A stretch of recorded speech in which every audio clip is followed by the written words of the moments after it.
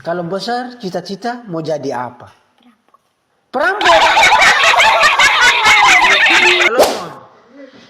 Kalau besar kau cita-cita mau jadi apa?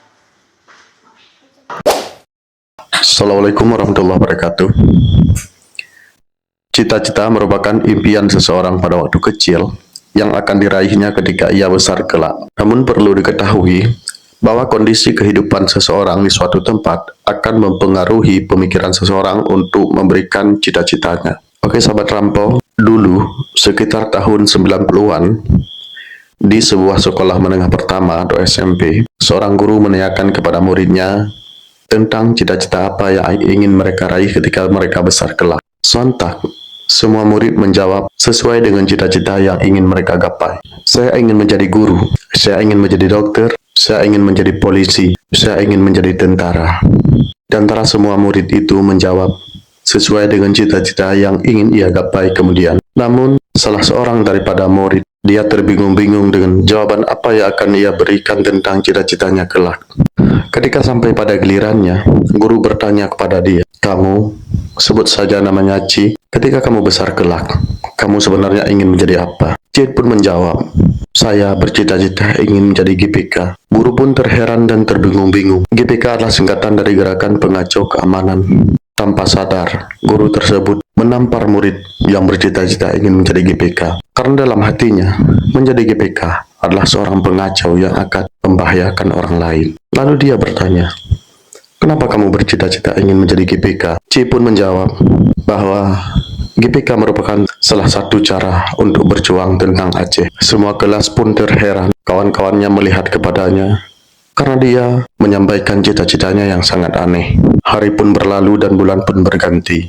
Setelah Ci tamat sekolah, pada saat itu konflik Aceh mulai melebar. Kekuatan-kekuatan sipil bersenjata mulai menampakkan dirinya. Dan pada saat itu, GPK merupakan salah satu sebutan pemerintah Indonesia kepada Gerakan Aceh Merdeka. Sebutan itu diberikan untuk memberikan stigma negatif masyarakat Aceh kepada kelompok bersenjata yang ada di Aceh, agar kekuatan mereka tidak mempengaruhi orang lain terkontaminasi dengan ideologi merdeka sendiri. C merupakan salah seorang murid yang boleh dikatakan tidak berprestasi. Lagi pula, anggota tubuhnya sedikit cacat, jalannya agak pincang. Pada saat perekrutan besar-besaran anggota Gerakan Aceh Merdeka mencoba untuk mendaftarkan diri menjadi TNA atau Tentara Negara Aceh. Tapi karena seleksi yang ketat bahwa untuk menjadi seorang pejuang GAM kala itu harus mempunyai fisik yang bagus. Karena C keadaannya pincang, maka sudah boleh dikatakan dia tidak lolos seleksi untuk menjadi anggota Gerakan Aceh Merdeka. Namun C tanpa putus asa, dia terus berjuang mengikuti teman-temannya dan sering keluar masuk hutan sambil melihat-lihat senjata yang dibawa oleh Gerakan Aceh Merdeka. Ketertarikannya untuk berjuang tidak dapat terhindari. Namun bertolak belakang dengan fisiknya yang tidak memungkinkan ia menjadi seorang pejuang.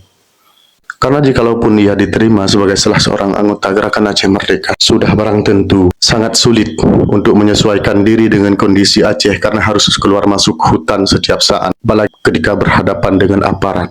Namun keaktifan Ci di dalam kelompok tersebut, dia sering membantu-bantu kelompok tersebut apapun yang disuruh, baik dia disuruh membeli rokok, memberi makanan, ataupun sekedar menjaga, memberikan informasi terhadap situasi di lapangan. Akhirnya secara perlahan, C diberikan kesempatan untuk memanggul senjata yang dibawa oleh rekan-rekannya. Disinilah kemampuan C. Dia bisa mengotak-atik senjata laras panjang pada kala itu. Sehingga akhirnya dia dipercayakan untuk terjun ke lapangan bertempur. Kemampuannya bertempur membuat rekan-rekannya tertarik agar C diberi kesempatan bisa menjadi bahagian daripada anggota Gerakan Aceh Merdeka. Dengan demikian, cita-cita C pada saat itu ingin menjadi GPK tercapailah sudah ketika ia menjadi dewasa dan menjadi anggota Gerakan Aceh Merdeka. Dan C pun akhirnya pada saat konflik Aceh berkecamuk pada tahun 2003, dia pun meninggal di medan pertempuran.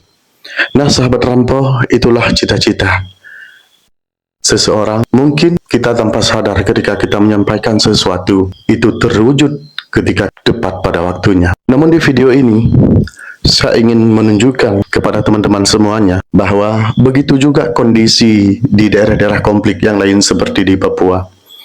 Teman-teman boleh melihat Dalam video ini, bagaimana seorang anak di Papua juga bercita-cita yang aneh. Ketika teman-temannya menyampaikan cita-cita yang dia inginkan, tetapi si anak ini malah bercita-cita ingin menjadi perampok.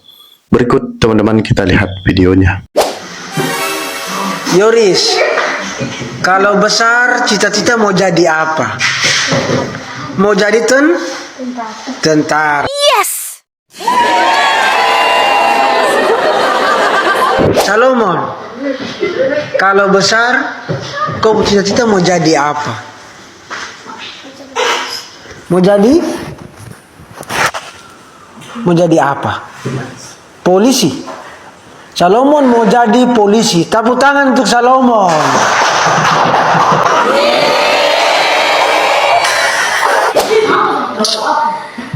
Ronald, kalau besar cita-cita mau jadi apa? Kopassus. Woi, Ronald mau jadi Kopassus. Tepuk tangan dulu. Fian, kalau besar cita-cita mau jadi apa?